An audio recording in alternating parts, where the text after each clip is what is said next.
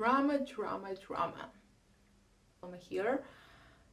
It's been a while since I last made a video, and I know I'm not consistent, but I cannot help myself. I only want to make videos when I want to make videos. So today I'm really excited because I'm gonna speak about the topic that I really love. It's about human communication in cinema. And I'm gonna discuss two films, which are more like a TV series than films. One is a remake of the original, and another is original itself. Let's start by talking about the original, of course, right? And I cannot do it without some wine. Sapporo is just another level. It brings you on another level of communication, which today I really need. So today we're gonna speak about a film called Scenes from a Marriage. The original film was a Swedish TV series made by one of the most celebrated author type of filmmakers in the world, Ingmar Bergman. I have a tumultuous relationship myself with Bergman. Sometimes I'm really into his films, and sometimes I think that as time passes, these films lose some type of truth in relation to time. However, I totally am aware that it's me, not the director, but I'm allowed to have my own opinions, okay? So, Scenes from a Marriage was written and directed by Bergman, and it's a 6 series about a couple, Marianne and Johan, who have been married for over 10 years. And the film starts with the interview. Some type of newspaper is doing the interview with this couple, Marianne and Johan, and they start talking about their marriage as utterly happy one, as a blessing. However, as the film unfolds and goes in depth, we see how happy and unproblematic their marriage really is. Throughout the film, this video, I have to say a disclaimer, of course, this video contains a spoiler because I cannot review a film without going a bit deeper before we go into the actual storyline and pay tribute to Bergman as an innovator, because this film was made in 1973-74, and given its time period, it was very courageous and innovative from Bergman to give us the film like 6 series, not only one film, but 6 series of a film based on only dialogue. Okay, so the biggest weapon and the biggest investment is this film from the filmmaker Bergman is dialogue, and these dialogues are, may I say, masterfully written. They really play with different subjects, which is so central to any relationship, whether you are heterosexual, in a heterosexual relationship or homosexual relationship or any other relationship. It plays with ideas of infidelity, truth, open communication, honesty, being lost, then being found, getting know what you really want, especially when you are in a relationship for so long with one person. So this is a very relatable things, and I will speak about in the end what I truly feel about these dialogues. Johan and Marianne, throughout the whole storyline, they communicate with each other. Then Johan is the one who decides to get a lover and experiment outside of a marriage. Their relationship becomes tumultuous. Sometimes they fight, sometimes they even, hit each other with fists, and it's a very unstable marriage as the story continues. The relationship becomes quite shaky, and bear in mind that they had 2 kids in their marriage, and Marianne and Johan decide to have an abortion when Marianne discovers that she's pregnant with the 3rd child, which leaves a crack in their relationship. And I have to say that one of the really starting breaking point of this film is when they start to talk about this abortion. This is the first indicator that something is wrong, not only in the way they speak with each other, but they themselves don't truly understand their needs. They themselves are truly lost. And I think Bergman really creates this non-judgmental environment.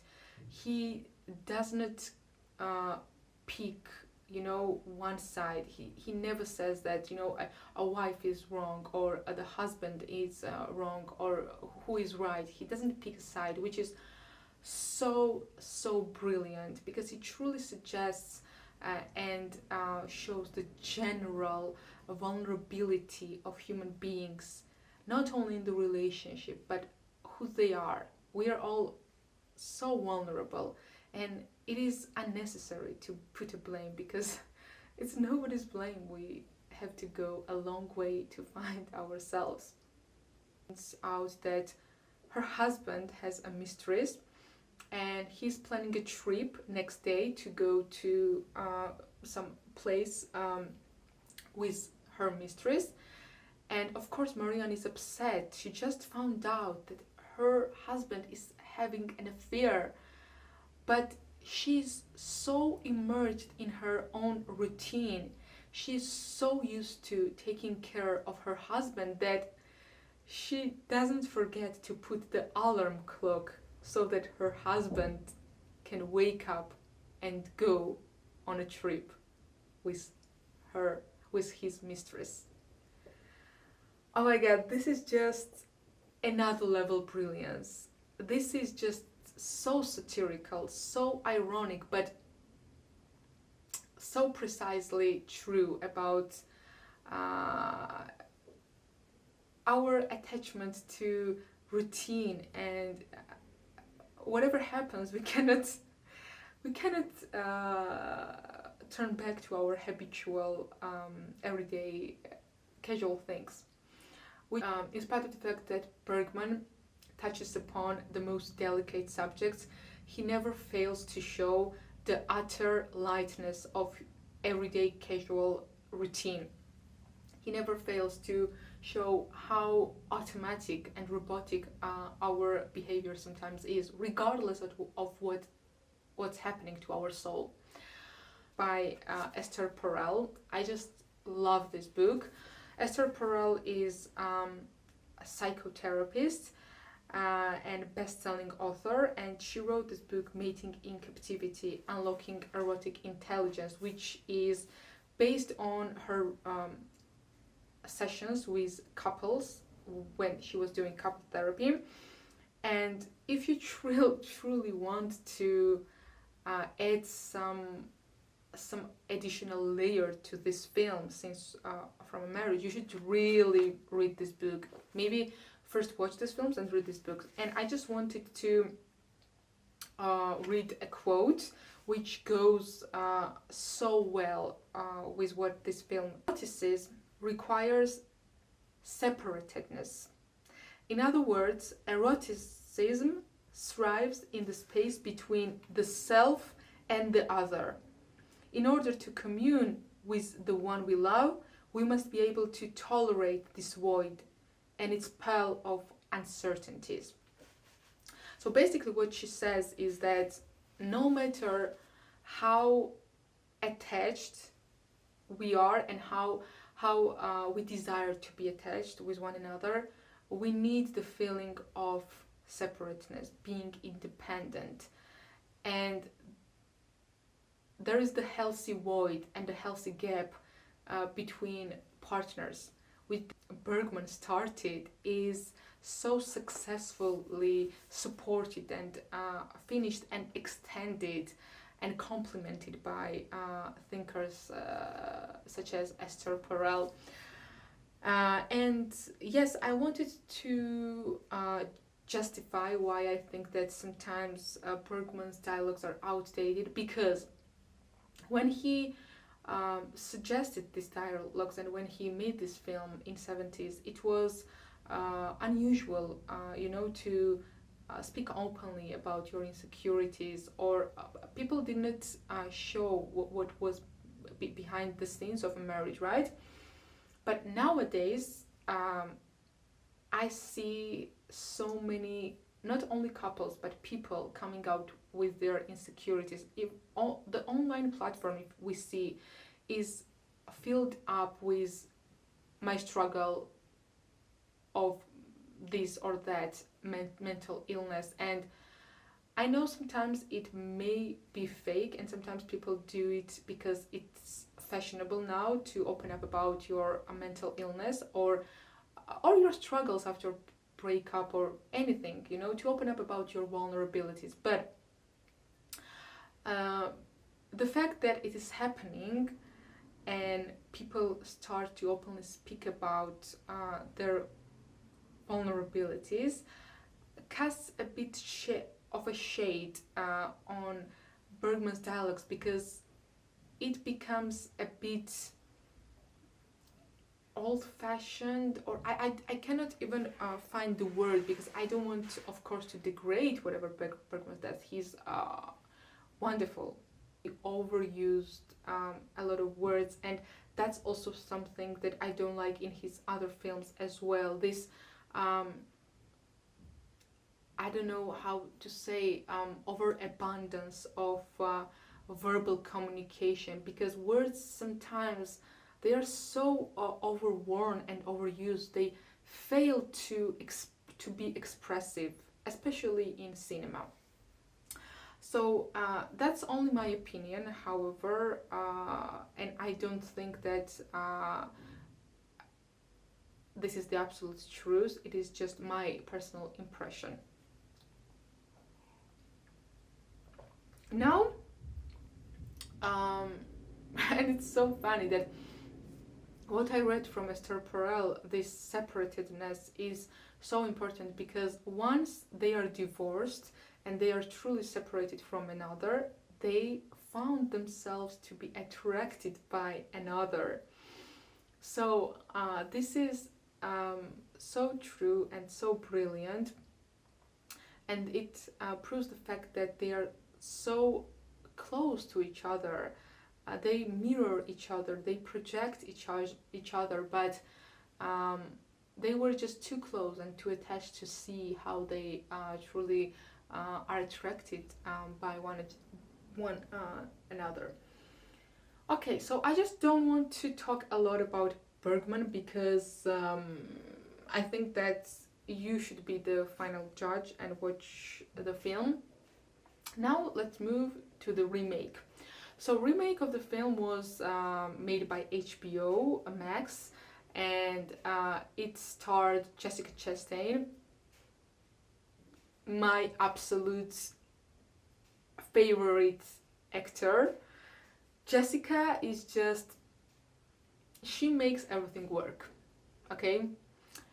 And her partner in a crime is Oscar Isaac. Jessica Chastain and Oscar Isaac. Match made in heaven. So the film was made in 2021 and it's also a TV series as the original. And I just want to underline, I love Jessica and Oscar. I think that they did wonderful, amazing, brilliant job. The fact that I could watch it and not fall asleep, although sometimes I wanted to, proves how wonderful they are. Because as the original, these TV series are also based on the dialogues. Words, words, words. What they do is they just sit and talk. However, who doesn't want to watch Jessica talking with Oscar? I mean, come on. Minor things are changed, like in the original, the husband cheats, and in the remake, it's the wife who cheats. And just the minor details are changed. In the original, they have 2 kids. In the remake, they have 1 kid. However, everything else is the same. And I was a bit disappointed because if you are going to make a remake about such acclaimed and wonderfully innovative film, at least have the decency to think about something with more like a twist and not to stick to the original so much, because I don't know, who needs the doppelganger or the twin of the exact same thing? When you heard Walter Benjamin's wonderful critical essay, Art in the, oh my god, what's it called? Art in the World of Reproduction, when he speaks about the loss of aura. The more we reproduce things, the less relatable and less authentic it becomes, because it loses its aura, it loses its substance. So I don't think well, there is one point, you know, in a remake that you want you are doing a remake in order to pay tribute to the original maybe, and it can be an inspiration to watch the original, which I totally get. A lot of people have no idea maybe about the Bergman contribution, but when they watch the remake, they might be inspired to, you know, go back in time and watch Bergman films. I get it, but as a cinephile myself and a film admirer, the film fails to have its own value. And you watch the original. If you have time and, you know, if you have wine in your hands, then I absolutely recommend watching this film with a glass of wine, because one thing is that this couple, when they speak, they drink all the time, so you're just, I don't know, you feel that you're not doing the right thing unless you drink a glass of wine with them. But so let me know what you think is a really good film about romantic partners communication, because this is something that's really insightful for me, because I think romantic relationships are mirroring our soul more than anything else in life.